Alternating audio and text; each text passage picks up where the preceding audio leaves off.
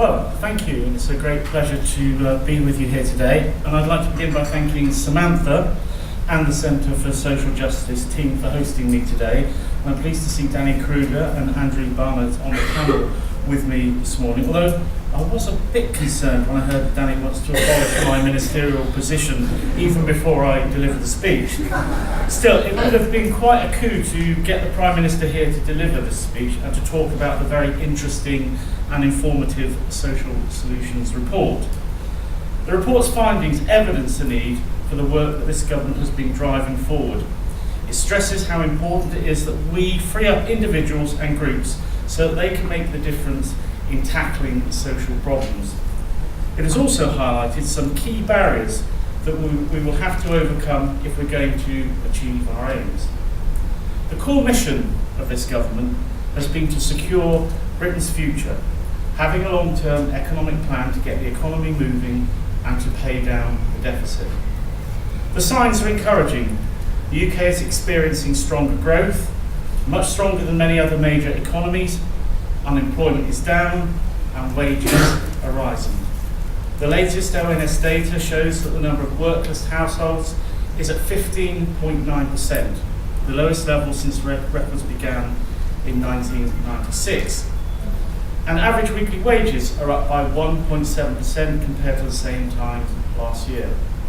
Employment is at record levels, and there are 700,000 job vacancies across the country available today. This is great news for families. But a long-term economic plan is clearly as essential to the voluntary and community sector as it is to the public and private sectors. It is only through economic success, growth and stability that all sectors can thrive. But I'm also very aware that whilst the economic plan is the foundation for success, we must also use it to address the challenges that face many of our communities. This is why we have a clear vision, not just for the economy, but for a bigger, stronger society. One in which individuals and charities are able to work within communities to tackle their problems together. Where communities have the power to create innovative solutions to address the challenges that they face. Where these solutions can be supported to become mainstream public services, and where funding and resources are available to support and sustain this important work. This is a vision that I believe that we can all share, even across the political divide. To achieve this vision, we have built a long-term social plan to unlock the potential of our communities. We've made a good start on delivering it, but we must work together to expand and embed it to make the plan a long-term reality. Breakthrough Britain 2015 and the Social Solutions report are further evidence of how important it is that we continue to tackle the high levels of deprivation that exist in many of our communities. They have shown how individuals, communities and the voluntary sector are best placed to come up with and deliver the right solutions. The fact is that government alone will never create the bigger, stronger society that we all wish to see. It has been trying centrally driven, one-size-fits-all, countrywide initiatives for decades, and many have largely failed. Government does not have all the answers, and it has been a strategic mistake to pretend that it does. Previous governments of all colours have failed to free communities to take the lead. We have taken the first very important steps in turning this around, but it will need the commitment of future governments to take this on, allowing communities to fully realise their potential. But building a bigger, stronger society is the task for a generation, not just one parliamentary term. To realise our vision, we have to work with those who are already delivering change and those who could do more with our help and support. Those who really know what is needed, those who care most about the people in need and can make things work. Those who are willing to do things differently. They're the parents, the volunteers and the good neighbours who work to build stronger communities. They are the community groups, the charities and the social enterprises which work tirelessly to support those most in need. They are the businesses that encourage their staff to volunteer, and want to work with communities that they are part of. Now, I've spent a great deal of my time as Minister for Civil Society meeting these inspiring individuals, social enterprises and voluntary groups who are already rising to the challenge. For example, before Christmas, I went up to Thornaby in Stockton to meet Five Lamps. Five Lamps is a social enterprise working in one of the most deprived parts of Teesside. A key part of its work involves helping local people to get off benefits and into employment. One person who has benefited from this work is Tammy. Tammy is a mum of two who was made redundant during the Great Recession. She was committed to getting back into long-term employment, but months went by and she found that she was hitting a brick wall. She was applying for job after job with no response, and like many people in this situation, she started to feel despair, frustration and fear. But she had a strong work ethic and a sense of responsibility to provide a good life for her children. She felt a duty to be a good role model to her boys. At Five Lamps, she met one of their family coaches who worked with her to create an individual plan to help her secure a job. They helped her with a range of training. She had coaching sessions on preparing applications, and she did a voluntary placement with a mine shop to gain experience. With Five Lamps support, Tammy is now in full-time employment. Five Lamps started as a community response to the closure of local steelworks over 25 years ago, helping those affected to secure new jobs. Since then, it has evolved into a social enterprise that provides a range of services to support local people. It is a good example of how a community can come together to tackle a problem that it faces, and with support can create new long-term solutions. As this example demonstrates, these people and organisations already working at the coalface of Britain's social challenges have so much to contribute to our country, and I want to see more people doing brilliant work like this. This is why we need a plan to give people the power to improve things where governments have too often failed in the past. A plan to allow the voluntary and community sector to continue to do more of what it does best, improving the lives of individuals and their communities. And a plan that makes the most of the talents and abilities of individuals, communities and businesses. We've already made significant progress.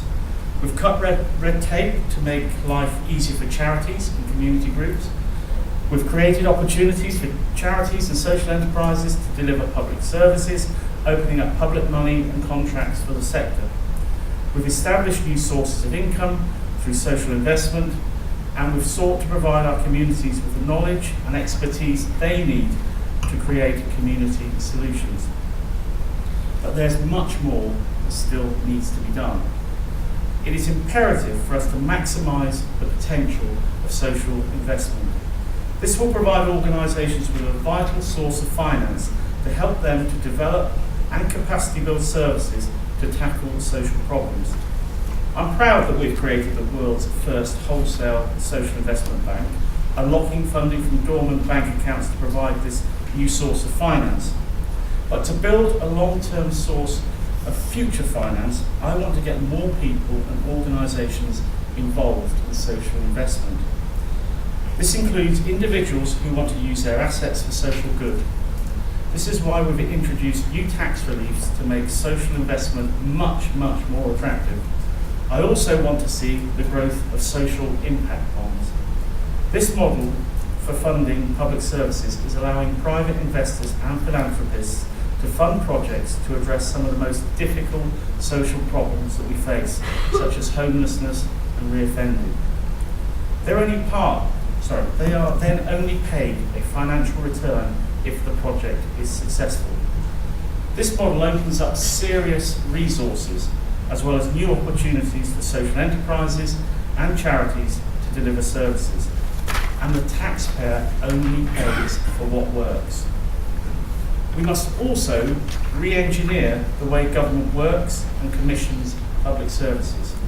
We need public sector commissioners to understand the importance of working with local communities to design and deliver services. We need them to open the door to new solutions and not prevent charities and voluntary groups from bidding for contracts.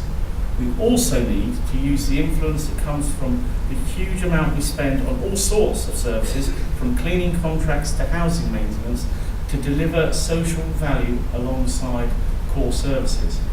By designing better quality services, we can make the public sector more efficient and streamlined. And as the state steps back, the individual and community will become much more powerful. By devolving greater influence and responsibility to local level, we can create the conditions in which innovative models for addressing social problems can be identified, tested, and scaled. The Social Value Act will help by making sure social value is at the heart of national and local government thinking, informing how we go about designing new services. It places a legal requirement on commissioners to consider the wider social benefits of how they commission services. In its first 2 years, the Act has started to achieve some exciting results. One example is Croydon Council, which is using a £150 million housing repairs contract to secure a range of social value commitments. These include providing apprenticeships and careers advice for local young people, mentoring support to small and medium-sized businesses, and volunteering opportunities for staff. I'm also pleased to confirm that in line with the call in the Social Solutions report, we are running a review of the Act, which is due to report very shortly. This review will help us to fully understand how the Act has been working in its first 2 years, both the positive impacts it has been making and what the remaining challenges are. Another key step towards making the most of how we contract services is the Commissioning Academy, which is working to improve the quality of commissioning across the public sector. Importantly, this includes making sure commissioners understand the value and importance of opening the door to the voluntary and community sector. Now, in addition to better commissioning, we need to make it easier for the public to support the work of community groups and charities. This will help to provide the extra resources they need to scale up their services and reach out to more people in need. I want to see much more social action, with people giving both their time and money to making a difference. In a typical month, 3/4 of us give to a charity, a higher proportion than any other developed country in the world. We're committed to continuing to make giving as easy and compelling as possible. Legacy giving is one tool that helps people to donate, allowing them to recognise and support the causes that are important to them after their death. Now, I know that a number of charities are currently concerned about the impact of the mansion tax on legacy giving. There is clearly a significant debate within the Labour Party about its impact on homeowners, but I would urge them to think, as Lord Winston suggests, more widely about the impact on charitable giving, which could be very considerable. In addition to the older generation, we must look to the next generation of community leaders, those who will give their time and money to sustain a stronger society for the longer term. 130,000 young people have taken part in the National Citizen Service, which is getting young people together to undertake social action and to work with charities and community groups. NCS is giving us more confident, capable and engaged young people. Social action also has an important role to play in responding to long-standing public service challenges. It is essential that we work together to test and scale up new models that work alongside public services. One great example is CSJ award winner Rotherfield St Martin's, a community charity supporting older people within the village of Rotherfield in East Sussex. It provides people with somewhere to go and access to a range of support services. One story that I found particularly powerful was Morag's. When Morag's mother died, her dad wasn't able to live on his own, so he went to live with her. Like all of us, she wanted her dad to have the best quality of life and to make sure he wouldn't spend all day sitting on the sofa in front of the television. Rotherfield St Martin's provided a place for him to go to. He's been able to get out of the house, make new friends. He's also been given hydrotherapy, which has helped him to be more physically mobile, giving him much greater independence. Services like this are able to tackle isolation, which has become a major problem for many older people in our communities. Groups like Rotherfield St Martin's are helping older people to live longer, healthier, more active lives. The District Council has recognised the benefit of the innovative approach that Rotherfield St Martin used, and it has now given funding to work with other communities to develop similar models of support. A prime example of the public sector looking to communities for new and efficient solutions to the problems that they face. Now, if our social plan is to be realised, then all sectors must play their part in making it a reality. As a former businessman myself, I recognise the huge potential that businesses have to offer in working with the social sector within the communities that they serve by offering funding, in-kind support and professional skills. There are many excellent examples of this type of work happening already, but these are often focused in large businesses. There is huge potential for small and medium-sized businesses to work with the social sector within their communities to achieve greater change. We're working in partnership with business, the voluntary sector and funders to realise this potential as part of delivering a long-term social plan that involves and empowers the whole of our society. It is essential to achieving our vision that, as well as unlocking the potential of voluntary and community groups to go further, we must have a firm foundation for the sector to build on. One of my biggest priorities as a minister has been to ensure that the sector as a whole is on a firmer footing and able to weather any future incoming storm. It would break my heart if a future economic crisis were to damage the fantastic work that the sector does to help those most in need. Work like that of another CSJ winner, the Exario Trust, which provides support for homeless people in Leicestershire. One person who benefited from their work is Jonathan. Jonathan is 56 years old, and until recently he was an alcoholic. He had lost touch with his family and was about to be made homeless. He was resigned to drinking himself into an early grave. The Exario project was able to give him a home and support, including help to tackle his alcoholism. Their services include giving people access to a support worker to help them to address their individual challenges. They can give people work experience and help them take up volunteering opportunities. Jonathan is now back on his feet and back in touch with his family, recently meeting his new grandson for the very first time. He believes that he wouldn't have been here today if it wasn't for the incredible work of the Exario Trust. We know that many organisations that are delivering vital services like these can struggle to adapt to the rapid pace of change. Whilst new opportunities have been created, taking advantage of them takes time and resource, which many struggle to find. It is for this reason that we must put structures in place for these organisations to help secure their future. Part of the solution is to give charities and community groups a source of sustainable funding. By the end of the Parliament, we will have worked with community foundations in most parts of the country to build an endowment for the sector worth over 120 million, as well as providing a source of income for what works. This money can help to establish and grow new groups in areas where the sector is poorly represented. It is also essential that these organisations are struggling to plan for the future, are supported to find the time and resources to transform their ways of working, to address the challenges that are holding them back, and explore new ways to diversify their income. Our upcoming local sustainability fund will give organisations this opportunity. It will also allow models at work to be secured for the future. It will provide a firm foundation on which to build services and to take more responsibility from the public sector.